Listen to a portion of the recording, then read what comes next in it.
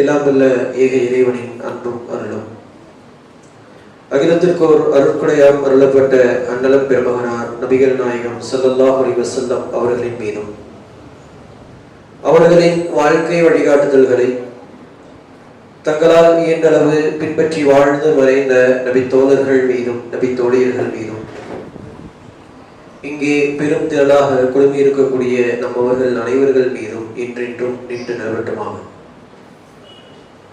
தமிழ்நாடு தௌஹீத் ஜமாத் என்ற சமுதாய பேரியக்கத்தின் கோவை மாநகர் மாவட்டத்தினுடைய வசந்தம் நகர் கிளையின் சார்பாக நடைபெற்றுக் கொண்டிருக்கக்கூடிய பொதுத் தேர்வில் அதிக மதிப்பெண் பெற்று சாதனை பெற்ற மாணவர்களுக்கான ஒரு பரிசீலிப்பு நிகழ்ச்சியிலே நாம் அனைவருமே பங்கெடுத்திருக்கின்றோம். இஸ்லாமிய மார்க்கத்தை பொறுத்தவரைக்கும் கல்வியை பெறுவதை மற்ற மதங்களை விட உலகத்திலே இருக்கக்கூடிய மற்ற அனைத்து மதங்களை விடவும் அதிகம் வலியுறுத்தக்கூடிய ஒரு மார்க்கமாக இஸ்லாமிய மார்க்கம் இருக்கின்றது. கல்வியறிவின் மூலமாகத்தான் ஒரு மனிதன் இந்த உலகத்திலே இருக்கக்கூடிய அத்தனை படைப்பினங்களை விடையும் ஒரு மேம்பட்ட ஒரு படைப்பினமாக அல்லாஹ் ரப்பல் ஆலமீன் இந்த மனித சமுதாயத்தை ஆக்கி இருக்கின்றார். அல்லாஹ்வுடைய தூதர் ஆதம் நபியுடைய வரலாறை எடுத்து பாருங்க. அல்லாஹ் ரப்பல் ஆலமீன் வானவர்களிடத்தில் ஒரு தகவலை சொல்கின்றான். நான் பூமியிலே ஒரு படைப்பினத்தை படைக்கப் போகின்றேன் என்று அல்லாஹ் ரப்பல் ஆலமீன் வானவர்களிடத்தில் சொல்லக்கூடிய நேரத்தில் அந்த வானவர்கள் அல்லாஹ்விடத்திலே சொல்கிறார்கள், நாங்கள் இருக்கக்கூடிய சூழ்நிலையிலே இன்னொரு படைப்பு தேவையா? நாங்கள் உன்னை வணங்கிக் கொண்டிருக்கின்றோம், முழுக்க உனக்கு கட்டுப்பட்டவர்களாக நாங்கள் இருந்து கொண்டிருக்கக்கூடிய சூழ்நிலையிலே பூமியிலே குழப்பத்தை விளைவித்து ரத்தத்தை ஓட்டக்கூடிய ஒரு படைப்பினம் உனக்கு தேவையா என்று சொல்லி அல்லாஹ்விடத்திலே வானவர்கள் கேட்பதாக திருமறை குர்ஆனில் அல்லாஹ் ரப்பல் ஆலமீன் சொல்லி காட்டுறான். அப்ப அந்த நேரத்தில் அல்லாஹ் ரப்பல் ஆலமீன் சொல்லி காட்டுறான், அந்த ஆதம் நபியை படைத்து அந்த ஆதம் நபிக்கு இந்த உலகத்திலே இருக்கக்கூடிய அத்தனை பெயர்களையும் அத்தனை பொருட்களுடைய கல்வியறிவை அல்லாஹ் ரப்பல் ஆலமீன் ஆதம் நபிக்கு கொடுக்கிறான். ஆதம் நபிக்கு கொடுத்து விட்டு அல்லாஹ் ரப்பல் ஆலமீன் வானவர்களை நோக்கி கேட்கின்றான், நீங்கள் உண்மையாளராக இருந்தால் இந்த பெயர்களை இது போன்ற பொருட்களுடைய பெயர்களை உங்களால் சொல்ல முடியுமா என்று ஆதம் நபியிடத்து அல்லாஹ் ரப்பல் ஆலமீன் வானவர்களிடத்தில் கேட்கிறான். அவங்க சொல்றாங்க, என்னால் முடியாது, எங்களால் முடியாது என்று சொல்லி அந்த வானவர்கள் சொல்கிறார்கள். அடுத்ததாக அல்லாஹ் ரப்பல் ஆலமீன் ஆதம் நபியிடத்திலே அதை சொல்கிறான். ஆதம் நபி திரும்ப சொல்றான், ஒரு மனிதனை படைத்து அல்லாஹ்வை மட்டுமே வணங்க வேண்டும் என்ற கொள்கையை சொல்வதற்காக முதலாக ஒரு மனிதரை அல்லாஹ் ரப்பல் ஆலமீன் படைக்கின்றான். முதல் இறை தூதராக அந்த மனிதனை அனுப்பி வைக்கின்றான்.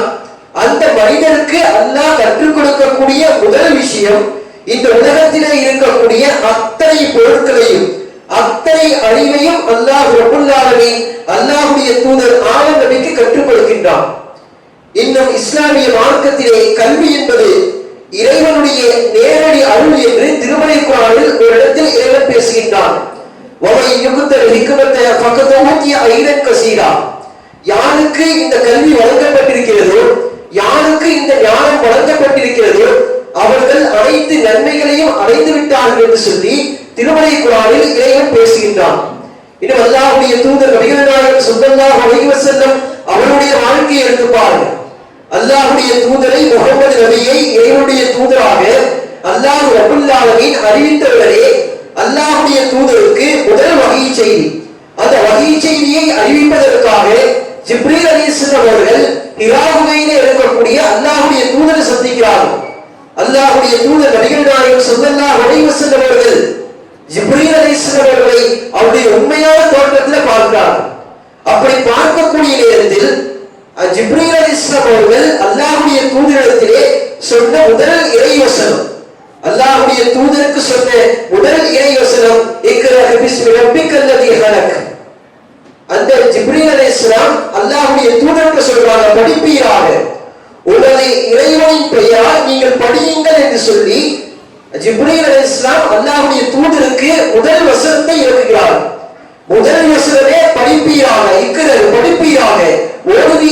சொல்லக்கூடிய வசனம் தான் இஸ்லாமிய மார்க்கத்திலே அல்லாஹ்வுடைய தூதருக்காக இறக்கி அனுப்பப்பட்ட வசனம். அல்லாஹ்வுடைய தூதர் எப்படிப்பட்ட சமுதாயத்திற்கு இறைவனுடைய தூதராக அனுப்பி வைக்கப்படுகிறார்கள் என்றால், புனிதமிக்க காபாவுடைய ஆலயத்திலே 300க்கும் மேற்பட்ட சிலைகளை அந்த மக்கள் வணங்கிக் கொண்டிருக்கிறார்கள். அல்லாஹ்விற்கு இணை கற்பித்த நிலையிலே இருக்கக்கூடிய அந்த மக்களுக்கு அல்லாஹ்வை மட்டும் வணங்க வேண்டும் என்ற செய்தியை சொல்வதற்கு ஒரு இறை தூதர் அனுப்பி வைக்கப்படுகிறார். அந்த இறை தூதருக்கு அல்லாஹ் இட்ட கட்டளை, நீங்கள் படியுங்கள், உங்கள் இறைவன் பெயரால் நீங்கள் ஓடுங்கள் என்று சொல்லி அல்லாஹ் ரப்பல் ஆலமீன் சொல்லி காட்டுகிறார். இன்னும் அதே அத்தியாயத்தில் அல்லாஹ் ரப்பல் ஆலமீன் சொல்லி காட்டுகின்றான், அல்லதி அல்லம பில் கலாம், அல்லாஹ் ரப்பல் ஆலமீன் தான் உங்களுக்கு எழுதுகோலால் எழுத கற்றுக் கொடுத்தான். அல்லாஹ்வுடைய தூதருக்கு அல்லாஹ் ரப்பல் ஆலமீன் கல்வியை கொடுக்கின்றான். எவ்வளவு நெருக்கடிகள் வந்தாலும் சோதனைகள் வந்தாலும் அது போன்ற நேரங்களில் நீங்கள் உங்கள் சுய அறிவை கொண்டு நீங்கள் முடிவெடுக்க வேண்டும் என்பதற்காக அல்லாஹ்வுடைய தூதருக்கு அந்த கல்வி அறிவை, உலக அறிவை அல்லாஹ் ரப்பல் ஆலமீன் கொடுக்கின்றான். இஸ்லாமிய வரலாற்றிலே முதல் போர்க்களம் பத்ர் போர்க்களம். மக்காவில் இருக்கக்கூடிய மக்கத்து காஃபிர்கள் எல்லாம் அல்லாஹ்வுடைய தூதரை கொலை செய்து விட வேண்டும், இந்த முகமதை அழித்து விட வேண்டும், இந்த முகமதை ஒழித்து விட வேண்டும் என்று சொல்லி மக்காவில் இருந்து மதீனாவை நோக்கி பத்ர் போர்க்களத்தை நோக்கி அந்த மக்கத்து காஃபிர்கள் அந்த பத்ர் களத்துக்கு வராங்க. ஒட்டுமொத்தமாக இஸ்லாமியருடைய எண்ணிக்கை 320க்கும் குறைவாக இருக்கிறார்கள். ஆனால் ஏகத்துலகத்தினுடைய எதிரிகள் மக்கத்து காஃபிர்களுடைய எண்ணிக்கை அல்லாஹ்வுடைய தூதருக்கு தெரியல. ஒரு எதிரியை சந்திக்க வேண்டும் என்றால், நேருக்கு நேரே போர்க்களத்தில் எதிர்த்து நின்று போராட வேண்டும் என்றால் அவருடைய கணக்கு தெரிந்தால் மட்டும்தான் அதற்கான வியூகங்களை வகுக்க முடியும். ஆனால் அல்லாஹ்வுடைய தூதருக்கு தெரியல. அந்த எதிரி படையினர் பத்ர் களத்திலே அவர்கள் முற்றுகையிட்டிருக்கிறார்கள். அதில் 2 நபர்களை நபித்தோழர்கள் பிடித்துக் கொண்டு அல்லாஹ்வுடைய தூதர்கிட்ட வராங்க. அப்படி தூதர்கிட்ட வந்துவிட்டு அந்த மனிதர்களிடத்தில், எதிரி படையை சேர்ந்தவர்களிட்ட மொத்தம் எத்தனை மக்கள் வந்திருக்கிறார்கள் என்ற செய்தியை கேட்கிறார். அப்படி கேட்கக்கூடிய நேரத்தில் அவங்க அந்த கடவுள் சொல்ல மறுக்கிறார். சொல்ல மறுத்ததோடு மட்டுமல்லாமல் திரும்ப திரும்ப அந்த கேள்வி கேட்கப்படுகிறது. யார் யார் வந்திருக்கிறார்கள் என்ற செய்தியை கேட்கக்கூடிய நேரத்தில் அதற்கான பதிலெல்லாம் சொல்லுகிறார்கள். அபூஜஹல் வந்திருக்கான், உத்பா, ஷைபா என்று சொல்லி மக்கத்து காஃபிர்களுடைய முக்கியமான தலைவர்கள் எல்லாம் பத்ர் களத்துக்கு வந்துட்டாங்க. ஆனால் எத்தனை நபர்கள் என்ற தகவலை அவர்கள் சொல்ல மறுக்கிறார். அப்ப அல்லாஹ்வுடைய தூதர்கிட்ட சொல்றாங்க, அல்லாஹ்வுடைய தூதரே, எங்களால் முடிந்த அளவுக்கு நாங்கள் முயற்சி செஞ்சு பார்த்தோம், ஆனால் எங்களால் அந்த தகவலை பெற முடியவில்லை என்று சொல்லி அல்லாஹ்வுடைய தூதரிடத்தில் தன்னுடைய தோல்வியை நபித்தோழர்கள் ஒப்புக்கொள்கிறார்கள். அப்ப அல்லாஹ்வுடைய தூதர் அந்த மனிதர்கிட்ட கேட்கிறார். அந்த மனிதர்கள் ஆரம்பத்திலே சொல்லிடுறாங்க, எத்தனை நபர்கள் இந்த தகவலை என்கிட்ட கேட்காதீங்க, அதை தவிர நீங்கள் எதை கேட்டாலும் நாங்கள் பதில் சொல்வதற்கு தயாராக இருக்கிறோம் என்று சொல்லி அந்த எதிரி படையை சேர்ந்த 2 நபர்கள் சொல்கிறார்கள். அப்ப அல்லாஹ்வுடைய தூதர் சொல்றாங்க, எங்களுக்கு அது தேவை கிடையாது, யார் எத்தனை நபர்கள் வந்திருக்கிறார்கள் என்ற தேவை எங்களுக்கு கிடையாது, நான் கேட்கக்கூடிய ஒரு கேள்விக்கு பதில் சொல். அங்கே ஒரு நாளைக்கு எத்தனை ஒட்டகங்கள் வந்திருக்கக்கூடிய மக்களுக்கு உணவாக சமைக்கப்படுகிறது என்று சொல்லி அல்லாஹ்வுடைய தூதர் அந்த மக்கள்கிட்ட கேட்கிறார். அப்ப அவங்க சொல்றாங்க, சாதாரண விஷயம் தானே, ஒரு நாளைக்கு அங்கு வந்திருக்கக்கூடிய மக்களுக்காக 10 ஒட்டகங்கள் உணவாக சமைக்கப்படுகிறது என்று சொல்லி அல்லாஹ்வுடைய தூதரிடத்தில் அந்த மனிதர்கள் சொல்கிறார்கள். அல்லாஹ்வுடைய தூதர் உடனடியாக சொல்கிறார்கள், ஒரு ஒட்டகம் என்பது 100 நபர்களுக்கு உணவாக இருக்கும். 10 ஒட்டகம் என்றால் குறைந்தது 1000 நபர்கள் ஏகத்துவத்தின் எதிரிகள் நம்மை அழிப்பதற்காக பத்ர் களத்திலே ஒன்று கூடி இருக்கிறார்கள் என்று சொல்லி அல்லாஹ்வுடைய தூதர் தன்னுடைய படையை தயார்படுத்துகிறார். அல்லாஹ்வுடைய தூதர் அறிவை கொண்டு யோசிக்கிறார்கள். மொத்தம் 1000 நபருக்கு மேல் வந்திருப்பார்கள் என்று சொல்லி அல்லாஹ்வுடைய தூதர் அல்லாஹ்ட்ட கையேந்திரார். இறைவா, இந்த படை தோற்கடிக்கப்பட்டு விட்டால், இந்த முஸ்லிம்கள் கொல்லப்பட்டு விட்டால், இந்த உலகத்திலே உன்னை வணங்குவதற்கு ஒருவர் கூட மிச்சம் இருக்க மாட்டார்கள் என்று சொல்லி அல்லாஹ்வுடைய தூதர் அல்லாஹ்ட்ட கையேந்திராங்க. எப்படி கையேந்திராங்க? இஸ்லாமியுடைய படையை விட 3 மடங்கு ஏகத்துவத்தின் எதிரிகள் இருக்கிறார்கள் என்று சொல்லி அல்லாஹ்வுடைய தூதர் அல்லாஹ்ட்ட கையேந்திராங்க. அல்லாஹ் ரப்பல் ஆலமீன் அல்லாஹ்வுடைய தூதரினுடைய பிரார்த்தனையை ஏற்றுக்கொள்கிறான். ஒரு மிகப்பெரிய வெற்றியை அந்த பத்ர் போர்க்களத்தில் இருக்கிறார். இன்னும் திருமறை குர்ஆனில் ஏராளமான வசனங்கள் இந்த கல்வியை குறித்து, நாம் மார்க்க அறிவை பெறுவதை குறித்து, உலக கல்வி அறிவை பெறுவதை குறித்தும் ஏராளமான இடங்களில் அல்லாஹ் ரப்பல் ஆலமீன் சொல்லி காட்டுறான். ஒரு இடத்தில் அல்லாஹ் ரப்பல் ஆலமீன் சொல்லி காட்டுகின்றான். திரும்ப திரும்ப நாம் கேள்விப்பட்ட வசனம் தான், இன்னமா யக்ஷல்லாஹ மின் இபாதிஹில் உலமா. அல்லாஹ்வுடைய அடியார்களில் அவனை அதிகம் அஞ்சுபவர்கள் ஆலிம்கள் தான். ஆலிம்கள் என்பவர்களே பள்ளிவாசலில் இருக்கக்கூடிய அஜ்ரத்துமார்கள் கிடையாது. அறிஞர்களை பற்றி அல்லாஹ் சொல்லி காட்டுகின்றான். அறிஞர்களை தான் அல்லாஹ் ரப்பல் ஆலமீன் பேசுறான். அப்ப அந்த அறிஞர்கள் யார் என்பதை திருமறை குர்ஆனில் இந்த வசனத்திற்கு முந்தைய வசனத்தில் அல்லாஹ் சொல்லக்கூடிய நேரத்தில் அலம் தர அன்னல்லாஹ அன்ஸல மினஸ் ஸமாஇ மாஅன், வானத்திலிருந்து மழையை பொழியப்பெறும் யார் என்று அல்லாஹ் ரப்பல் ஆலமீன் கேட்கிறான். வானத்திலிருந்து அந்த அல்லாஹ் ரப்பல் ஆலமீன் இந்த பூமிக்கு தண்ணீரை இறக்கினார் என்பதை நீங்கள் அறியவில்லையா? தொடர்ந்து அல்லாஹ் ரப்பல் ஆலமீன் அந்த வசனத்தில் சொல்லி காட்டுகின்றான். அதன் மூலம் மாறுபட்ட நிறங்களை கொண்ட கனிகளை பூமியில் இறக்கின்றான். பல்வேறு மலைகளை அல்லாஹ் ரப்பல் ஆலமீன் பூமியில நிறுவி இருக்கின்றான். அது வெண்மையான மலைகள் உள்ளன, சிகப்பான மலைகள் உள்ளன, கருப்பான மலைகள் உள்ளன. அதை சொல்லிவிட்டு அல்லாஹ் ரப்பல் ஆலமீன் சொல்லி காட்டுகின்றான். இவ்வாறு மனிதர்களிலும் ஊழலிலும் மற்ற படைப்பினங்களிலும் அல்லாஹ் ரப்பல் ஆலமீன் மாறுபட்ட கண்ட படைப்பினங்களை உருவாக்கி இருக்கின்றான். அதை சொல்லிட்டு தான் அல்லாஹ் ரப்பல் ஆலமீன் அடுத்த வசனத்தில் சொல்லுகின்றான், அல்லாஹ்வின் அடியார்கள் அவரை அதிகம் அஞ்சுபவர்கள் அறிஞர்கள் தான் என்று சொல்லி அல்லாஹ் படிக்க சொல்றான். இந்த உலகத்திலே இருக்கக்கூடிய இங்கே வந்திருக்கக்கூடிய அத்தனை மனிதர்களும் இஸ்லாமிய மார்க்கத்தை ஏற்றுக்கொண்டிருக்கின்றோம். நாம் பிறந்தவர்களே நம்முடைய தாய் தந்தை முஸ்லீம் என்ற ஒரே ஒரு காரணத்திற்காக அதன் மூலம் இந்த மார்க்கத்தை நம்ம ஏற்றிருப்போம். ஆனால் இஸ்லாத்தை பொறுத்த வரைக்கும் அல்லாஹ் விளங்கி ஏற்றுக்க சொல்றான். அதைத்தான் அல்லாஹ் ரப்பல் ஆலமீன் இந்த வசனத்துல சொல்லி காட்டுறான். நீங்க வானத்தை படிங்க, பூமியில் இருக்கக்கூடிய மற்ற விஷயத்தை படிங்க, சயின்ஸ் படிங்க, பயாலஜி படிங்க, கெமிஸ்ட்ரி படிங்க, பிசிக்ஸ் படிங்க, என்னென்ன படிப்பதற்கு இருக்கிறதோ அனைத்தையும் படிக்கக்கூடிய நேரத்தில் ஒரு கட்டத்தில் நீங்கள் உணர்ந்து கொள்வீர்கள், இந்த உலகத்தை அனைத்தையும் கட்டியாளக்கூடிய அனைத்து உலகத்தையும் படைத்தவன் ஒரே ஒருவன் தான் இருக்க முடியும், அவன் மட்டும்தான் வளர்வதற்கு தகுதியானவன் என்ற செய்தியை நீங்கள் அறிந்து கொள்வீர்கள். அந்த நேரத்தில் உங்களுக்கு ஒரு பயம் ஏற்படும், அச்சம் ஏற்படும். அந்த அச்சத்தை பற்றி தான் அல்லாஹ் ரப்பல் ஆலமீன் வசனத்துல சொல்றான். நெருப்பை பத்தி எல்லாருக்கும் தெரியும், நெருப்பு என்றால் சுடும். ஆனால் அந்த நெருப்பு கையில் பட்டக்கூடிய நேரத்தில் நாம் அந்த கொடுமையை உணர்வோமே, அந்த வேதனையை உணர்வோமே. அப்படிப்பட்ட நேரத்தில் அந்த வேதனை எப்படி சாதாரண நெருப்பு என்பதை விட அந்த நெருப்பின் மூலமாக நாம் ஒரு சிரமத்தை சந்திக்கக்கூடிய நேரத்தில் அந்த நேரத்தில் நாம் உணர்வோமே. அப்பதான் நம்ம இன்னும் கூடுதலாக நெருப்பை குறித்து நம்முடைய நிலை இருக்கும் என்று நாம் தெரிந்து கொள்ள முடியும். அதே போலதான் அல்லாஹ் ரப்பல் ஆலமீன் சொல்றான், நீங்கள் படிக்கக்கூடிய நேரத்தில், நீங்கள் கல்வி அறிவை பெறக்கூடிய நேரத்தில் தான் அல்லாஹ்வை நீங்கள் முழுமையாக உணர முடியும். அப்படி உணரக்கூடிய நேரத்தில் தான் நீங்கள் அறிஞர்களாக உருவெடுக்க முடியும் என்று அல்லாஹ் ரப்பல் ஆலமீன் சொல்றான். அந்த அளவுக்கு இந்த இஸ்லாமிய மார்க்கம் கல்விக்கு அதிக முக்கியத்துவம் கொடுத்த மார்க்கம். இன்னும் சொல்ல வேண்டும் என்றால் அல்லாஹ்வுடைய தூதர் நபிகள் நாயகம் ஸல்லல்லாஹு அலைஹி வஸல்லம் அவர்களுக்கு அனுப்பப்பட்ட முதல் 5 வசனங்களுமே கல்வியை குறித்து பேசக்கூடிய வசனங்கள் தான். அந்த அளவிற்கு இந்த மார்க்கத்திலே கல்விக்கு அதிக முக்கியத்துவம் கொடுக்கப்பட்டிருக்கிறது. ஆனால் அப்படிப்பட்ட மார்க்கத்தை ஏற்றுக்கொண்டிருக்கக்கூடிய இந்த முஸ்லிமுடைய நிலைமை இன்றைக்கு எப்படி இருக்கின்றது? முஸ்லிமுடைய கல்வி அறிவு, பொருளாதாரம், வேலை வாய்ப்பை பொறுத்த வரைக்கும் எந்த அளவுக்கு முஸ்லிம்கள் இருக்கிறார்கள் என்பதை சிந்தித்து பார்க்க நாம் கடமைப்பட்டிருக்கின்றோம். கடந்த 70 ஆண்டுகளுக்கும் மேலாக முஸ்லிம் சமுதாயம் தொடர்ந்து கல்வியிலும் பொருளாதாரத்திலும் வேலை வாய்ப்பிலும் பின்தங்கி இருக்கக்கூடிய ஒரு அவல நிலையை நாம் வாழ்ந்து கொண்டிருக்கக்கூடிய இந்த நாட்டிலே சந்தித்துக் கொண்டிருக்கின்றோம். எந்த காரணம்?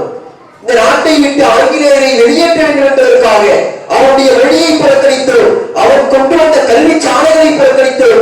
அதன் காரணமாக நம்முடைய சமுதாயம் சுமார் 100 ஆண்டுகள் பின்னோக்கி சென்றுவிட்டது. இந்த நாட்டிற்காக, இந்த நாட்டின் விடுதலைக்காக, நாட்டின் கட்டமைப்பிற்காக பாடுபட்ட முஸ்லிம் சமுதாயத்தின் நிலை எந்த அளவுக்கு இருக்கிறது என்றால், இந்த நாட்டிலே இருக்கக்கூடிய தலித்து மக்களை விட, மலைவாழ் மக்களை விட, இன்னும் ஒடுக்கப்பட்ட மக்கள் என்று சொல்லப்படக்கூடிய மக்களை விட முஸ்லிம்கள் மிகவும் கீழ்நிலையிலே இருக்கிறார்கள் என்று சொல்லி ரங்கநாத் மிஸ்ரா, ராஜேந்திர சச்சார் என்று சொல்லக்கூடிய உச்ச நீதிமன்றத்தினுடைய முன்னாள் நீதிபதிகளுடைய தலைமையில் அமைக்கப்பட்ட அந்த ஆணையங்கள் விரிவான அறிக்கையை தாக்கல் செய்கிறது. முஸ்லிமுடைய கல்வி நிலை எப்படி இருக்கிறது, முஸ்லிமுடைய பொருளாதாரம் எப்படி இருக்கிறது, முஸ்லிம்கள் எந்த அளவுக்கு படித்திருக்கிறார்கள் என்று சொல்லி ஒரு புள்ளி விவரத்தை தாக்கல் செய்கிறார்கள். அதிலே முஸ்லிம்கள் 100 நபர்கள் இருந்தார்கள் என்றால் வெறும் 41% மக்கள் மட்டும்தான் கல்வி அறிவை பெற்றிருக்கிறார்கள். 59% மக்கள் படிக்கல, படிப்பறிவு கிடையாது. 100 பேர்த்துல 41 பேர்த்துக்கு மட்டும்தான், 41 நபர்களுக்கு மட்டும்தான் கல்வி அறிவு இருக்கிறது. அதே போல 8ஆம் வகுப்பு வரை படித்தவருடைய எண்ணிக்கை வெறும் 15%. ஒரு 8ஆம் கிளாஸ் படிக்கிறது சாதாரண விஷயம். ஆனால் இஸ்லாமிய சமூகத்திலே அந்த கல்வி அறிவை பெற்றவர்கள் கூட வெறும் 15% என்று சொல்லி காட்டுகிறார்கள்.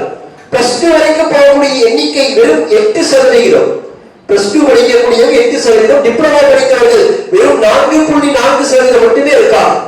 பட்டப்படிப்பு படித்தவர்கள், அந்த பட்டப்படிப்பு படித்தவர்கள் முஸ்லிம்கள் வெறுமனே 2% தான். கிராமப்புற முஸ்லிம்களிலே 62% முஸ்லிம்கள் தாங்கள் வாழ்வதற்கான அந்த வீட்டினுடைய அடிப்படை வசதிகள் கூட இல்லாமல், கழிவறை வசதி கூட இல்லாமல் இந்த நாட்டிலே வாழ்ந்து வருகிறார்கள் என்று சொல்லி அந்த ஆணையத்தினுடைய அந்த அறிக்கை சொல்லப்படுகிறது. இன்னும் சொல்ல போனால் முஸ்லிம்களுடைய ஒட்டுமொத்த மக்கள் தொகையில் 35% மக்கள் இரவு உணவு கூட உண்பதற்கு வழி இல்லாமல் பட்டினிகளாக பட்டினி கிடந்து அவர்கள் வாழக்கூடிய வாழ்க்கையை தான் இந்த உலகத்திலே, இந்த தேசத்திலே வாழ்ந்து வருகிறார்கள் என்று சொல்லி இது போன்ற ஏராளமான அறிக்கைகள் நமக்கு சொல்லப்படுகிறது. எந்த அளவுக்கு இந்த நாட்டிலே முஸ்லிம்களுடைய நிலை இருக்கு. ஆனால் இந்த நாட்டுடைய முஸ்லிம்கள் இந்த நாட்டிற்காக பாடுபட்டவர்கள், நாட்டின் விடுதலைக்காக பாடுபட்டவர்கள் எந்த அளவுக்கு என்றால் 1946ஆம் ஆண்டு இங்கிலாந்தினுடைய பிரதமராக இருக்கக்கூடிய கிளெமெண்ட் அட்லி என்று சொல்லக்கூடிய அந்த இங்கிலாந்தினுடைய பிரதமர் பிரிட்டிஷ் நாடாளுமன்றத்திலே ஒரு உரை நிகழ்த்துகிறார். இதற்கு மேலும் இந்திய தேசத்தை நம்முடைய கண்ட்ரோல்ல வச்சிருக்க முடியாது, நாம் அவர்களுக்கு சுதந்திரத்தை கொடுத்தே தீர வேண்டும் என்று சொல்லி ஒரு முடிவை எடுக்கிறார்கள். அப்படி எடுக்கக்கூடிய நேரத்திலே அவர்கள் அங்கே நாடாளுமன்றத்துக்கு 3 தரப்பு அழைக்கிறார். ஒட்டுமொத்தமா பிரிட்டிஷ் 3 தரப்புகளை கூப்பிடுறாங்க. முஸ்லிம்களுக்கு யார் சுதந்திரம் கொடுக்க வேண்டும், முஸ்லிம் இந்தியாவுக்கு சுதந்திரம் கொடுப்பதற்காக 3 தரப்பை அழைக்கிறார்கள். அதிலே இந்திய தேசிய காங்கிரசின் சார்பாக அபுல் கலாம் ஆசாத் கலந்து கொள்கிறார். முஸ்லிம் லீக் சார்பாக முகமது அலி ஜின்னா கலந்து கொள்கிறார். 525 சமஸ்தானங்களின் சார்பாக பீகாருடைய நவாப் அவரும் முஸ்லிம். இந்த 3 தரப்பினர் தான் ஒட்டுமொத்தமாக கலந்து கொள்வார். எதற்காக அவங்க பிரிட்டனுக்கு போனார்கள் என்றால் இந்தியாவுக்கு விடுதலை கொடுக்க, இந்தியாவுக்கு விடுதலை கொடுக்க வேண்டும் என்பதற்காக அவர்கள் அழைத்த 3 நபர்களுமே முஸ்லிம்கள் தான். இந்த நாட்டுடைய விடுதலைக்காக, உருவாக்கத்திற்காக என்று சொல்லி ஒட்டுமொத்த வாழ்க்கையை அர்ப்பணித்தவர்கள் முஸ்லிம்கள் தான். இன்னும் சொல்ல வேண்டும் என்றால் ஆயிரக்கணக்கான துண்டுகளாக பிளவுபட்டு கிடந்த இந்த இந்திய தேசத்தை ஒன்றிணைத்தவர்கள் முஸ்லிம்கள். மாவட்டம் என்றும் நகராட்சி என்றும் ஊராட்சி என்றும் இந்த நாட்டினுடைய நிர்வாக செட்டப்பை உருவாக்கி கொடுத்தவர்கள் முஸ்லிம்கள். ஆக இந்த நாட்டிலே அனைத்து உரிமைகளின் பெறுவதற்கு அதிகபட்ச தகுதி படைத்த இந்த முஸ்லிம்களுடைய நிலை எந்த அளவுக்கு இருக்கிறது என்றால் அதில் பாதாளத்திலே இருக்கிறது. அந்த அளவுக்கு சிரமப்படக்கூடிய அளவிற்கு முஸ்லிம்களுடைய நிலை இருக்கிறது என்றால் அதற்கு ஒரே ஒரு காரணம், இஸ்லாமிய மக்கள் இந்த கல்வியை முழுமையாக பெறாததின் காரணத்தினால் கடுமையான நெருக்கடியில் பொருளாதாரத்தில் சந்திக்கிறாங்க, அரசியல் ரீதியாக சந்திக்கிறாங்க, அரசாங்கத்தால் பல்வேறு நெருக்கடிகளை சந்திக்கக்கூடிய அளவிற்கு முஸ்லிம்கள் தள்ளப்பட்டிருக்கிறார்கள் என்றால் அவருடைய கல்வி நிலைதான் காரணமாக இருக்கிறது. கல்வியினுடைய முன்னேற்றம் என்பது வெறும் அறிவை மட்டும் வளர்க்கும் முயற்சி கிடையாது. நாம் கல்வியை முன்னேற என்று சொன்னால் நம்முடைய பொருளாதாரம் முன்னேறும். நம்முடைய குடும்பத்தில் இருக்கக்கூடிய மற்ற விஷயங்கள் அனைத்திற்குமே இந்த பொருளாதாரம் ஒரு முக்கிய பிரச்சனையாக இருக்கிறது.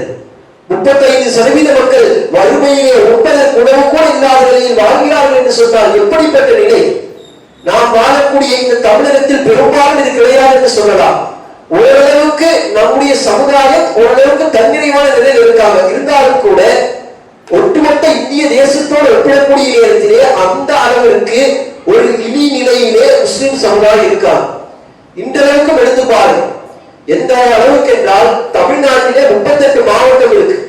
ஒட்டுமொத்தமாக இந்த தமிழகத்தை எடுத்துக்கோங்க, 1 கோடி முஸ்லிம்கள் வாழக்கூடிய நிலை. இந்த 1 கோடி முஸ்லிம்கள் வாழக்கூடிய இந்த தமிழ்நாட்டில 38 மாவட்டத்தில ஒரே ஒரு மாவட்டத்தில் மட்டும்தான் மாவட்டத்தினுடைய ஆட்சியராக கலெக்டராக முஸ்லீம் இருக்கார். அதே போல காவல்துறையினுடைய உயர் பணிகளிலே பெரும்பாலும் முஸ்லீம் கிடையாது. ஒரு விரல் விட்டு எண்ணக்கூடிய அளவிற்கு தான் முஸ்லீம்கள் இருக்காங்க. ஆசியம்மாள் என்று சொல்லக்கூடிய ஒரு பெண்மணி அவங்க ஏடிஜிபியா இருக்காங்க, உயர் பதவிகள் அவங்க இருக்காங்க. அதே போல 1,18,000 காவல்துறை பணிகள் இருக்கிறது. அதிலே முஸ்லிம்களுடைய நிலையை எடுத்துக்கொண்டீர்கள் என்றால் ஒட்டுமொத்தமாக 2000க்கும் குறைவு. நம்முடைய மக்களுடைய எண்ணிக்கை 1 கோடி மக்கள் இருக்காங்க தமிழ்நாட்டில். ஆனால் காவல்துறையில முஸ்லிம்களுடைய எண்ணிக்கை பாருங்க, 2000க்கும் குறைவான அளவுக்கு தான் நம்முடைய மக்கள் இருக்கக்கூடிய ஒரு அவல நிலையிலே நாம் வாழ்ந்து வருகின்றோம். இன்னும் சொல்ல வேண்டும் என்றால் இந்த நாட்டினுடைய பாதுகாப்பு துறையில் முஸ்லிம்களுடைய எண்ணிக்கை வெறும் 3% இந்த நாட்டை பாதுகாக்கக்கூடிய அந்த பாதுகாப்பு துறையில் முஸ்லிம்களுடைய நிலை என்னவென்றால் வெறும் 3% தான் இருக்கும். இப்ப தமிழ்நாடு தௌஹீத் ஜமாத்தின் சார்பாக இந்த நிகழ்ச்சியை ஏற்பாடு செய்திருக்கின்றோம். தமிழ்நாடு தௌஹீத் ஜமாத்தின் சார்பாக கடந்த 21 ஆண்டுகளாக கல்விக்காக ஏராளமான பணிகளை செய்து வருகின்றோம். இந்த அளவிற்கு என்றால் தமிழ்நாடு தௌஹீத் ஜமாத்துடைய மாணவர்களின் சார்பாக என்ன படிக்கிறான், எங்கு படிக்கிறான், தேர்வில் அதிக மதிப்பெண் பெறக்கூடிய நிகழ்ச்சி, வேலைவாய்ப்பு வழிகாட்டி முகாம்கள், அரசு கொடுக்கக்கூடிய அந்த உதவித்தொகைகள் குறித்து அத்தனை தகவல்களையும் பெற்றுக்கொண்டு 21 ஆண்டுகளாக நம்முடைய தமிழ்நாடு தௌஹீத் ஜமாத் சார்பாக பல்வேறு முகாம்களை நடத்தி வருகின்றோம். இப்படி ஏராளமான செயல்களை நாம் செய்து வருகின்றோம். என்ன காரணம் என்றால் கல்வி மட்டும்தான் ஒரு மனிதனை உயர்த்தக்கூடியதாக இருக்கின்றது. அந்த கல்வியின் மூலம் அந்த அதிகாரத்திற்கு வரக்கூடிய நேரத்தில் தான் நம் சமுதாயத்தில் இருக்கக்கூடிய பிரச்சனைகளுக்கு தீர்வு காண முடியும். எந்த அளவுக்கு பாருங்க, நம்ம காவல்துறையில பிரச்சனைக்கு போறோம், காவல்துறையில பிரச்சனைக்கு போகக்கூடிய நேரத்தில் நம்முடைய சமுதாயத்தில் எடுத்தது கூட கிடையாது. அப்படி இருக்கக்கூடிய நேரத்திலே பெரும்பாலும் காவல்துறையாக இருந்தாலும் நீதித்துறையாக இருந்தாலும் அரசு அலுவலகங்களாக இருந்தாலும் ஒரு பிரச்சனை என்று போகக்கூடிய நேரத்தில் முஸ்லிம்கள் முழுக்க புறக்கணிக்கப்படுவதற்கு ஒரே காரணம் அந்த இடத்தில் நம்முடைய அதிகாரமிக்கவர்களாக அதிகாரமிக்க அந்த பதவிகளிலே இந்த முஸ்லிம்கள் இல்லாத ஒரே ஒரு காரணத்தினால்தான் அவ்வளவு நெருக்கடியை சந்திக்கிறோம். நாம் அதிகாரத்தில் அமர்ந்தால் மட்டும்தான் இந்த கல்வியின் மூலமாக இது போன்ற அதிகாரத்திலே அமரக்கூடிய நேரத்தில் மட்டும்தான் இந்த நிலை மாறும். அம்பேத்கரை பற்றி கேள்விப்பட்டிருப்போம், அத்தனை நபர்களும் கேள்விப்பட்டிருப்போம். அம்பேத்கர் என்ற நபர் பீமாராவ் ராம்ஜி என்று சொல்லக்கூடிய அந்த அம்பேத்கர் ஒரு தாழ்த்தப்பட்ட தலித் வகுப்பை சேர்ந்தவர். அவர் கடுமையான நெருக்கடிகளை சந்திக்கிறார். அவர் அந்த மக்களால் புறக்கணிக்கப்படுகிறார். பள்ளிகளில் படிக்கக்கூடிய நேரத்தில் அவருக்கு தண்ணீர் கொடுக்க கூடாது, அவரோடு யாரும் பேசக்கூடாது என்ற அளவுக்கு அவர் ஒரு மிகப்பெரிய ஒரு புறக்கணிப்புக்கு உள்ளாகிறார். அந்த அம்பேத்கருக்கு தன்னுடைய பெயரை, அம்பேத்கர் என்ற பெயரை அவருடைய ஆசிரியர் கொடுக்கிறாரு. அப்படி அவருடைய அம்பேத்கருடைய உண்மையான பெயர் பீமாராவ் ராம்ஜி, அம்பேத்கர் கிடையாது. அவருடைய ஆசிரியர் தன்னுடைய மாணவன் மீது இருக்கக்கூடிய பற்றின் காரணமாக அந்த பெயரை கொடுக்கிறார். அப்படி கொடுக்கக்கூடிய நேரத்தில் அந்த உயர்ந்த வகுப்பை சேர்ந்தவர்கள் ஒரு தீர்மானம் நிறைவேற்றுகிறார். தாழ்த்தப்பட்டவருக்கு, ஒரு தலித்துக்கு, சமுதாயத்திலே ஒடுக்கப்பட்டவருக்கு இந்த பெயரை கொடுத்து விட்டார்கள். இனிமேல் நம் சமுதாயத்தில் யாரும் இந்த பெயரை வைக்கக்கூடாது என்ற அளவிற்கு அம்பேத்கர் அந்த மக்களால் புறக்கணிக்கப்பட்ட ஒரு மனிதராக இருந்தார். அந்த அம்பேத்கர் கல்வியை பெற்றார், ஒரு மிகப்பெரிய வழக்கறிஞராக ஆனார். அவரை எழுதிய ரூபாயின் சம்பந்தமான அந்த புத்தகத்தை வைத்துத்தான் இந்திய ரிசர்வ் வங்கியானது 1935ஆம் ஆண்டு கல்கத்தாவிலே உருவாக்கப்பட்டது. அவர் கல்வியறிவை பெற்றதன் காரணத்தினால்தான் இந்திய அரசியலமைப்பு சட்டத்தை எழுதுவதற்குண்டான வரைவு குழுவுடைய தலைவராக அறிவிக்கப்பட்டார். இந்திய அரசியலமைப்பு சட்டத்தை எழுதினார். அவர் எழுதிய இந்திய அரசியலமைப்பு சட்டத்தை வைத்துத்தான் இன்றைக்கு வரைக்கும் இந்தியாவினுடைய ஆட்சி அதிகாரங்கள் நடைபெற்று வருகிறது. அது பிரதமராக இருந்தாலும் முதல்வராக இருந்தாலும் யாராக இருந்தாலும் அவர்கள் இந்திய அரசியலமைப்பு சட்டத்தின்படிதான் இந்த நாட்டிலே ஆட்சியை நடத்த முடியும் என்ற அளவிற்கு ஒரு நிலையை எது கொண்டு வந்தது. அவர் ஊர்ல புறக்கணிக்கப்பட்டார். புறக்கணிக்கப்பட்ட அம்பேத்கரை இந்த அளவுக்கு கொண்டு வந்து நிறுத்தியது எது? அவர் பெற்ற கல்விதான். இன்னும் சொல்ல போனால் ஏற்கனவே சொல்லியதை போல நாம் இது போன்ற உயர்மட்டத்தில் இருக்கக்கூடிய நேரத்தில் நம்முடைய சமுதாயத்திற்கு ஏதாவது செய்ய முடியும். அதைத்தான் அம்பேத்கர் செய்தார். அவர் தாழ்த்தப்பட்ட மனிதராக இருக்கிறார். அவர் என்ன நினைக்கிறார் என்றால் நம்ம தாழ்த்தப்பட்ட மக்களுக்கு ஏதாவது கொடுமைகள் நிகழ்ந்து கொண்டே இருக்கும் என்று சொல்லி அவர் தன்னுடைய அந்த எஸ்சி எஸ்டி கம்யூனிட்டிக்கு அவர் இருக்கக்கூடிய காலத்திலேயே ஒரு தனி இடஒதுக்கீட்டை கொண்டு வருகிறார். 10 ஆண்டுகளுக்கு என்று சொல்லி, எப்போ இந்தியா சுதந்திரம் அடையக்கூடிய அந்த காலகட்டத்தில் 1951 இந்த அரசியலமைப்பு சட்டம் ஏற்றுக்கொள்ளப்பட்ட அந்த ஆண்டிலிருந்து இன்றைக்கு வரைக்கும் அந்த இடஒதுக்கீட்டை எடுக்க முடியல. யாரும் கை வைக்க முடியல. வெறும் 10 ஆண்டுகளுக்கு என்று சொல்லிதான் அவர்கள் இடஒதுக்கீட்டை கொடுத்தாங்க. 10 ஆண்டுகளுக்கு ஒவ்வொரு முறையும் அதை தேவைப்பட்டால் நீங்கள் அதை மீண்டும் புதுப்பித்துக் கொள்ளலாம், இல்லை என்றால் நீக்கிவிடலாம் என்று சொல்லிதான் அந்த இடஒதுக்கீடு கொடுக்கப்பட்டது. ஆனால் இன்றைய தேதி வரைக்கும், போன வருடம் வரைக்கும் அடுத்த 10 ஆண்டுகளுக்கு நீட்டிப்பு அவர்கள் செய்திருக்கிறார்கள். ஒவ்வொரு முறையும், ஒவ்வொரு 10 ஆண்டுகளுக்கு ஒரு முறையும் இந்திய அரசியலமைப்புடைய சட்டம் திருத்தப்பட்டு அவர்களுக்கு வழங்கப்பட்டு வருகிறது. அப்ப அந்த அடிப்படையிலே நம்முடைய சமுதாயத்திலிருந்து இது போன்ற பணிகளுக்கு அதிகமான மக்கள் அரசு அதிகாரத்தை நோக்கி போகக்கூடிய மக்களாக இருக்க வேண்டும். டிஎன்பிஎஸ்சி எக்ஸாம், யூபிஎஸ்சி எக்ஸாம் என்று சொல்லக்கூடிய இது போன்ற அரசு போட்டித் தேர்வுகளில் அதிகம் பங்கெடுக்கக்கூடிய மக்களாக இருக்க வேண்டும். இன்றைக்கு கூட group 1 exam, group 1A exam TNPSC சார்பாக நடத்தப்பட்டுச்சு. மொத்த பணியிடங்கள் 74. அதற்கு விண்ணப்பித்து தேர்வு எழுதியவருடைய எண்ணிக்கை 2.5 லட்சம். அப்ப எந்த அளவுக்கு அதிகாரம் மிக்க பதவிப்பார் இந்த நாட்டை நிர்வகிக்கக்கூடிய சப் கலெக்டராக, அதே போல சூப்பரண்ட் ஆஃப் போலீஸாக, டிசியாக, இது போன்ற பதவிகளை பெறுவதற்காக நடத்தப்பட்ட தேர்வு வெறும் 74 நபர்கள் தான். ஆனால் அதற்கு தேர்வு எழுதியவருடைய எண்ணிக்கை 2.5 லட்சம். குரூப் 1A எக்ஸாம் இன்றைக்கும் அதுதான் நடந்தது. மொத்த பணியிடம் வெறும் 2 தான். ஆனால் அதற்கு மட்டும் தேர்வு எழுதியவர்கள் 6500 பேர். அப்ப எந்த அளவுக்கு படிக்கிறாங்க பாருங்க. எப்படியாவது அதிகாரத்துக்கு போயிடும் என்றுதான் ஒவ்வொரு மக்களும், பிற சமுதாய மக்கள் யோசித்துக் கொண்டிருக்கிறார்கள். அதே போல வரக்கூடிய வாரம் குரூப் 4 எக்ஸாம் நடைபெறக்கூடிய சூழ்நிலையில மொத்த பணியிடங்கள் 3900 தான். ஆனால் அதற்காக விண்ணப்பித்தவருடைய எண்ணிக்கை 25 லட்சம். ஒரு 4000 பணியிடங்களுக்காக போட்டி போடக்கூடிய மக்களுடைய எண்ணிக்கையை பாருங்க, கிட்டத்தட்ட 25 லட்சம், ஒரு 1/4 கோடி. அப்ப அந்த அளவுக்கு மக்கள் இந்த அரசு பணிகளுக்காக போட்டி போடக்கூடியவர்களாக இருக்கிறார்கள். ஆனால் இதிலும் கூட முஸ்லிம் சமுதாயம் மிகவும் பின்தங்கிய நிலையில் தான் இருக்கின்றது. இதில் போதுமான அறிவில்லாதவர்களாகத்தான், இதை குறித்து போதுமான ஒரு நாலேஜ் இல்லாத சூழ்நிலையில் தான் முஸ்லிம் சமுதாயம் இருக்காங்க. ஏதாவது வேலை செய்யலாம், சொந்த தொழில் செய்யலாம், நம்முடைய பெற்றோருடைய தொழிலை செய்யலாம் என்று சொல்லி கல்வியை முழுக்க புறக்கணிக்கக்கூடிய சமுதாயமாக தான் இருக்காங்க. ஒரு +2 படிச்சு முடிச்சவர்களே தன்னுடைய தந்தையர் வேலை செய்வார், ஒரு மார்க்கெட்ல இருப்பாரு, மீன் மார்க்கெட்ல இருப்பாரு, ஒரு செருப்பு கடை வச்சிருப்பாரு, வேற ஏதாவது தொழில் செய்யக்கூடியவராக இருப்பார். உடனடியாக தன்னுடைய தந்தையுடைய தொழிலுக்கு அவர் உதவிக்கு செல்லக்கூடியவராக இருப்பார். ஆனால் கல்வி மட்டும்தான் உங்களுக்கு என்றைக்கும் நிலைத்திருக்கக்கூடிய ஒரு செல்வம். உங்களுடைய தந்தையுடைய தொழில் ஒரு கட்டத்தில் அழிந்து விடலாம், அவர் செய்யக்கூடிய பணி ஒட்டுமொத்தமாக சொத்துக்கள் எல்லாம் ஒரு கட்டத்தில் இழந்து விடலாம். ஆனால் உங்களால் இழக்க முடியாத ஒரே ஒரு செல்வம் அந்த கல்வி செல்வம் மட்டும்தான். அல்லாஹ் ரப்பல் ஆலமீன் திருமறை குர்ஆனிலே ஒரு இடத்தில் சொல்லி காட்டுகின்றார். அல்லாஹ் ரப்பல் ஆலமீன் சொல்லக்கூடிய நேரத்தில் தாவூத் நபி அவர்கள் தாலூத் என்று சொல்லக்கூடிய ஒரு மன்னனின் கீழ் ஒரு படை வீரராக தாவூத் நபி இருக்கார். அப்ப அதை குறித்து அல்லாஹ் ரப்பல் ஆலமீன் திருமறை குர்ஆன்ல சொல்றான், தாலூத் என்பவரை அல்லாஹ் ரப்பல் ஆலமீன் உங்களுக்கு ஆட்சியாளராக நியமித்திருக்கின்றான் என்ற செய்தியை அந்த இறை தூதர் தன்னுடைய மக்களுக்கு சொல்றாங்க. சொன்ன உடனே அந்த மக்கள் சொல்றாங்க, அவரை விட நாங்கள் தான் ஆட்சிக்கு தகுதியானவர்கள், ஏனென்றால் அவரை விட செல்வ செழிப்போடு இருக்கக்கூடியவர்கள் நாங்கள் தான் என்று சொல்லி அந்த மக்கள் சொல்கிறார்கள். அப்ப அந்த நேரத்தில் அல்லாஹ் ரப்பல் ஆலமீன் சொல்கின்றான், உங்களை விட அல்லாஹ் ரப்பல் ஆலமீன் இந்த தாலூத்தை தேர்ந்தெடுத்து விட்டான். ஏன் தெரியுமா?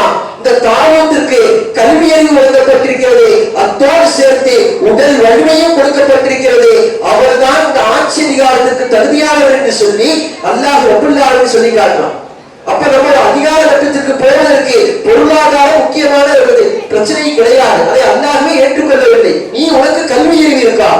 உனக்கு அந்த கல்வி அறிவு இருந்தால் நீ இந்த நாட்டை ஆளக்கூடிய தகுதி கூட உனக்கு கிடைக்கும் என்பதைத்தான் அல்லாஹ் ரப்பல் ஆலமீன் சொல்லி காட்டுறான். இன்னும் யோசிச்சு பாருங்க, இந்த நாட்டுடைய அரசியல்வாதிகள் இருக்காங்க, ஒரு நாட்டினுடைய பிரதமர், ஒரு மாநிலத்துடைய முதலமைச்சர், சட்டமன்ற உறுப்பினர்கள், நாடாளுமன்ற உறுப்பினர்கள், அவர்கள் எல்லாம் பதவி பிரமாணம் செய்வார்களே. இந்திய அரசியலமைப்பு சட்டம் சொல்லக்கூடிய அடிப்படையில் பதவி பிரமாணம் செய்யக்கூடிய அந்த அரசியல்வாதிகளுக்கு அந்த பதவி பிரமாணத்தில் எங்கே கையெழுத்திட வேண்டும் என்பது கூட அவர்களுக்கு தெரியாது. அதை சொல்லிக் கொடுக்கக்கூடியவர்கள் யார் என்றால் இந்த அரசு அதிகாரிகள் தான். உண்மையிலேயே இந்த நாட்டை ஆளக்கூடியவர்கள் இந்த அரசு அதிகாரிகளாகத்தான் இருக்கிறார்கள். அப்ப அந்த அடிப்படையில நம்மால் என்ற அளவுக்கு இது போன்ற அரசு பணிகளுக்கு நம்ம முயற்சி எடுத்து போகக்கூடியவர்களா இருக்கும். 10ஆம் வகுப்பு 12ஆம் வகுப்புல ஒரு அதிகமான மார்க் எடுத்துட்டோம். இது முடிவு கிடையாது, இதுதான் ஆரம்பம். நம்முடைய ஆரம்பமாக இதை வைத்துக் கொண்டு அடுத்த கட்டத்துக்கு நம்ம பயணிக்கணும். அடுத்தடுத்து பயணிக்கக்கூடிய நேரத்தில் தான் இந்த சமூகத்தில் ஒரு மாற்றத்தை உருவாக்க முடியும். நம்முடைய சமுதாயம் இப்படியே இன்னும் 20 ஆண்டுகள் 30 ஆண்டுகளுக்கு என்று சொல்லி கல்வி அறிவு இல்லாமல், அரசியல் அதிகாரத்திலே இல்லாமல், அரசு நிர்வாகத்திலே இல்லாமல் நம்முடைய சமுதாயம் சென்று விட்டது என்றால் ஒரு கட்டத்திலே முஸ்லீம்கள் இந்த இந்திய தேசத்தில் வாழ்ந்தார்களா என்று சொல்ல முடியாத அளவிற்கு ஒட்டுமொத்தமாக அழிக்கப்பட்டு விடுவார்கள். அந்த நிலையை நோக்கித்தான் போய்கொண்டிருக்கிறது.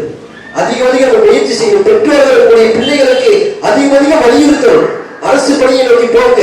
பெரும்பாலும் உடனடியாக ஏதாவது சம்பாதிக்கணும் அப்படிங்கிற எண்ணத்தோடு இருக்கக்கூடிய பெரும்பாலான மக்கள் இருக்காங்க. நீங்கள் அதிகாரத்திற்கு போராட மட்டும்தான் இந்த சமுதாயத்தை காப்பாற்ற முடியும். உங்கள் தலைமுறை படித்து இது போன்ற வேலைகளில் செல்லக்கூடிய நேரத்தில் தான் உங்களுடைய சந்ததிகள் அடுத்த சந்ததிகள் என்று சொல்லி இந்த நாட்டிலே ஒரு இடத்தை நாம் நிரப்ப முடியும்.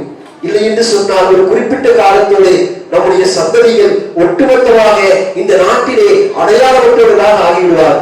இந்த நாட்டிற்காக பாடுபட்ட சமுதாயம், இந்த நாட்டை உருவாக்கிய சமுதாயம், இந்த நாட்டுடைய விடுதலைக்காக தன்னுடைய ரத்தத்தை வேர்வையாக சிந்திய சமுதாயத்தினுடைய நிலை அந்த அளவுக்கு மோசமாக இருக்கக்கூடிய சூழ்நிலையிலே நாம் அதிகமாக நம்மால் இயங்குவதற்கு நாம் இந்த கல்வியில் முக்கியத்துவம் கொடுக்கக்கூடியவர்களாக இருக்க வேண்டும். அதிகமான மதிப்பெண்கள் பெற்றால் உதவி செய்வதற்கு ஏராளமான அமைப்புகள் தயாரா இருக்காங்க.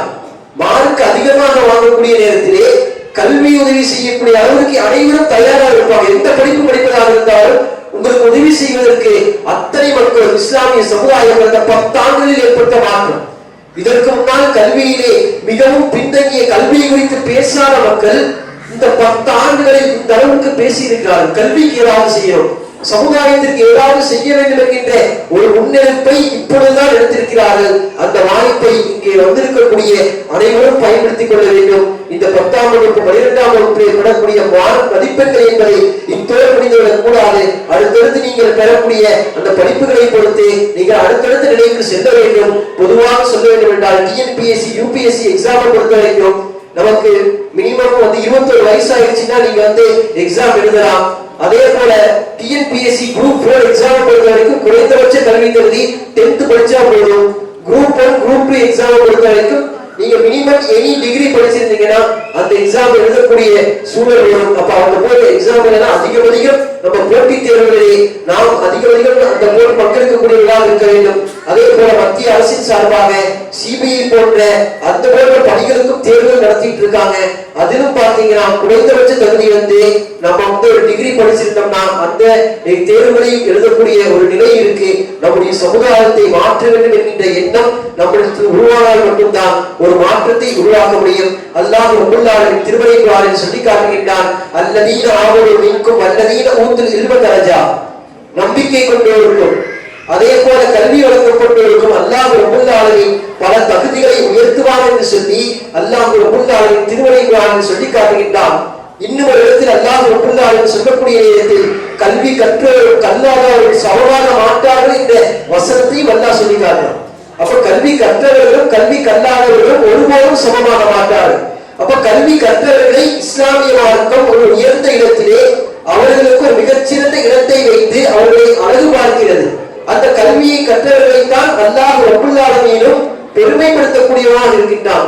அப்படிப்பட்ட நிலையில் நம்முடைய சமுதாயத்தில் இருக்கக்கூடிய ஆண்களாக இருந்தாலும் பெண்களாக இருந்தாலும் பெற்றோர்கள் குறைந்தபட்சம் உங்களுடைய பிள்ளைகளை ஒரு பிஜிஎம் அளவுக்காவது படிக்க வைக்கக்கூடிய நிலை ஏற்படுத்துங்க. பெண் பிள்ளைகளாக இருந்தால் குறைந்தபட்சம் ஒரு அண்டர் கிராஜுவேட் யூஜியாவது படிக்க வைங்க. அவர்களுக்கு உதவி செய்வதற்காக ஏராளமான அமைப்புகள் இருக்காங்க. தமிழ்நாடு தௌஹீத் ஜமாத்தின் சார்பாக மாணவர்களின் சார்பாக பல்வேறு ஆலோசனைகள் வழங்குவதற்காக 21 ஆண்டுகளாக மிகப்பெரிய ஒரு போராட்ட கருத்தையே சந்திச்சுட்டு இருக்கோம். இடஒதுக்கீட்டிற்காக மற்ற விஷயத்திற்காக கல்வி வேலை வாய்ப்புக்காக என்று சொல்லி இந்த சமுதாயத்திற்காக ஒட்டுமொத்தமாக தமிழ்நாடு தௌஹீத் ஜமாத்துடைய மாணவர்களை ஒரு மிகப்பெரிய அர்ப்பணிப்பை செய்து வருகிறது. அவர்களிடத்தில் ஒரு ஆலோசனை கேளுங்க. அதே போல கல்வி உதவித்தொகை யாரெல்லாம் கொடுக்கிறார்கள், எந்த வகையிலெல்லாம் கல்வி உதவித்தொகை மாநில அரசு மூலமாக மத்திய அரசாங்கங்கள் மூலமாக நமக்கு கொடுக்கப்படுகிறது என்கின்ற தகவலை எல்லாம் மாணவர்கள் மூலமாக நீங்கள் தெரிந்து கொள்ளலாம். கல்வி என்பது நமக்கு துணிச்சலை தர வேண்டும். எந்த இடத்திலும் பேசுவதற்குண்டான தைரியத்தை தர வேண்டும், நாம் பிறருக்கு கொடுக்க வேண்டும் என்கின்ற எண்ணத்தை தர வேண்டும். இதுதான் உண்மையான கல்வி. அடுத்த மனிதன் சிரமத்தில் இருக்கக்கூடிய நேரத்தில் அவனுக்கு ஏதாவது செய்ய வேண்டும் என்கின்ற எண்ணத்தை தருவதுதான் உண்மையான கல்வி. நமக்கு கல்வி கிடைச்சிருக்கு, நாம் 12ஆம் வகுப்பு படித்திருக்கோம், 10ஆம் வகுப்பு படிச்சிருக்கோம், அடுத்த கட்டத்தில் நோக்கி காலேஜுக்கு போறோம், இல்லைன்னா பிளஸ் ஒன் போறோம். ஆனால் நம்மோடு இருக்கக்கூடிய, கஷ்டப்படக்கூடிய, சிரமத்தில் இருக்கக்கூடிய ஒரு முஸ்லிம் மாணவருக்கு பொருளாதாரத்தின் காரணமாக அந்த கல்வி கிடைக்காமல் போகக்கூடிய ஒரு சூழ்நிலை ஏற்பட்டால் அவனுக்காகவும் சேர்ந்து நீங்க படிங்க, அவனுக்காகவும் சேர்ந்து உங்கள் கல்வியை நீங்கள் படியுங்கள். இந்த சமுதாயத்திற்காக ஏதாவது செய்ய வேண்டும் என்கின்ற எண்ணத்தோடு படிங்க. நம்முடைய சமுதாயம் இந்த தேசத்தில் ஒரு மிகப்பெரிய நிலைக்கு வர வேண்டும் என்கின்ற எண்ணத்தோடு படிக்க வேண்டும். அல்லாஹ் ரப்பல் ஆலமீன் திருமறை குர்ஆனில் சொல்லி காட்டுகின்றான், எந்த ஒரு சமுதாயம் தன்னிடத்தில் உள்ளதை மாற்றிக்கொள்ளாதவரை அந்த சமுதாயத்தில் உள்ளதை அல்லாஹ் ரப்பல் ஆலமீன் மாற்ற மாட்டான் என்று சொல்லி திருமறை குர்ஆன் அல்லாஹ் ரப்பல் ஆலமீன் சொல்லி காட்டுகின்றான். அந்த மாற்றத்தை நாம் எதிர்பார்க்க வேண்டும். இந்த சமுதாயத்திலே மிகப்பெரிய புரட்சியை ஏற்படுத்த வேண்டும் என்கின்ற எண்ணம் வேண்டும். அரசு பணிகளில், அரசு அதிகார வட்டங்களில் முஸ்லிம்கள் மட்டும்தான் இருக்க வேண்டும் என்கின்ற நிலையை ஏற்படுத்த வேண்டும் என்கின்ற உறுதியை நாம் இந்த பள்ளியில் வைத்து எடுத்தோம் என்றால் இன்ஷா அல்லாஹ், அல்லாஹ் நாடினால் இன்னும் அடுத்த 20-30 ஆண்டுகளில் இந்த தமிழகத்தில், இந்த இந்திய தேசத்தில் மிகப்பெரிய புரட்சியை இந்த கல்வியின் மூலமாக உருவாக்க முடியும். அப்படிப்பட்ட வாய்ப்பை அல்லாஹ் ரப்பல் ஆலமீன் நம் அனைவருக்கும் தந்தல் புரிய வேண்டும். அஸ்ஸலாமு அலைக்கும் வரஹ்மத்துல்லாஹி வபரகாத்துஹு.